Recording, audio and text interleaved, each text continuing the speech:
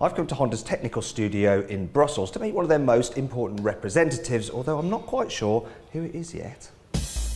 Turns out, who I was about to meet wasn't actually a human, but a robot.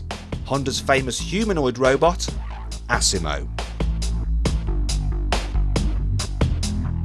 Asimo has been designed to interact with humans, so if you reach out your hand, it will shake it. Sensors in its palm detect your touch, while cameras in its head track your movements.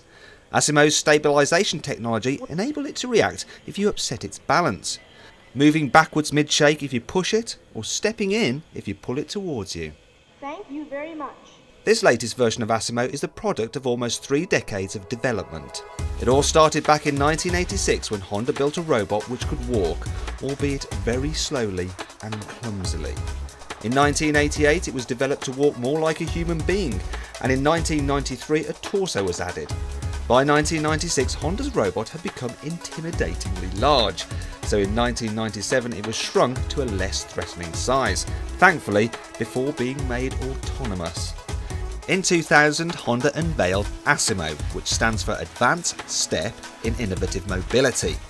Standing 130 centimetres tall, which is the same height as a seated adult, it's the perfect size for helping out around the home. Over the years, Asimo has been constantly developed, and it's now mobile enough to play sports.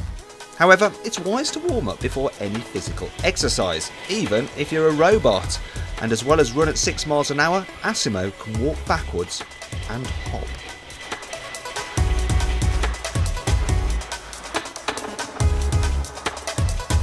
It can also kick a ball, so time for a quick robot versus human penalty shootout.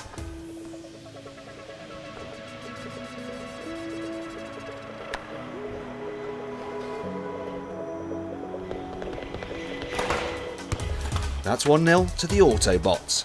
But is Asimo as good at saving a shot as it is at taking one?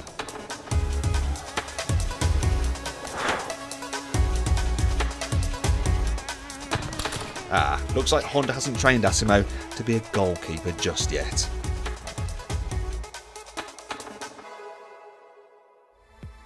Football is thirsty work, but thankfully Asimo can get you some refreshments. With hands that have 13 degrees of freedom, it's able to perform delicate tasks, such as opening a bottle and pouring a drink. This may be unremarkable for a human, but it's an incredible achievement for a robot.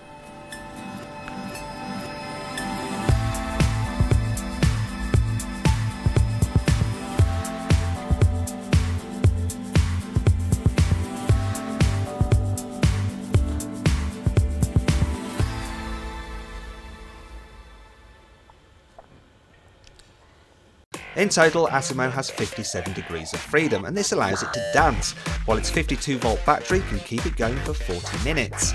Looks like this robot actually has better moves than some humans. Anyway, enough of that.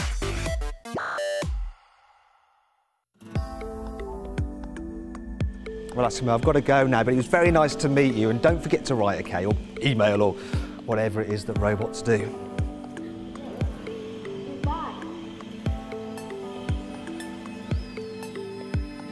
Click on the video windows to watch our track battle between an Audi and a Ducati, and our 1,000-mile road trip in the new BMW M4. Click on the play icon to watch our latest video, and on our logo to subscribe to our channel.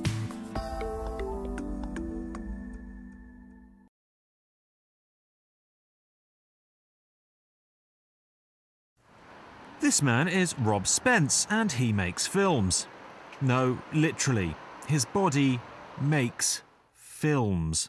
After a shooting accident when he was 9, Rob had to have his eyes surgically removed. But after joking with friends about having a robotic cyborg one installed instead, documentary maker Rob actually went and did it. Pretty much anyone who loses an eye will make a joke, at least. I should get a camera put in there. It's not a wacky, out-of-this-world concept. Years of hard work and research have left him with this, a tiny camera implanted in his eye socket, which transmits video wirelessly to screens, TVs, hard drives and cameras. And it's opened up a whole new perspective for him, even getting him offers of, unsurprisingly, secret camera work. One very high-up news executive said, would I like to go to Iraq? with my prosthetic eye and see what I could see there, because sometimes when you have a giant camera, it's not such a great idea in a war zone. I recently traveled around. But instead, sci-fi fan Rob went around the world making a documentary on cyborgs alongside the makers of the computer game Deus Ex. That game features a cyborg from the future. Here's one from today.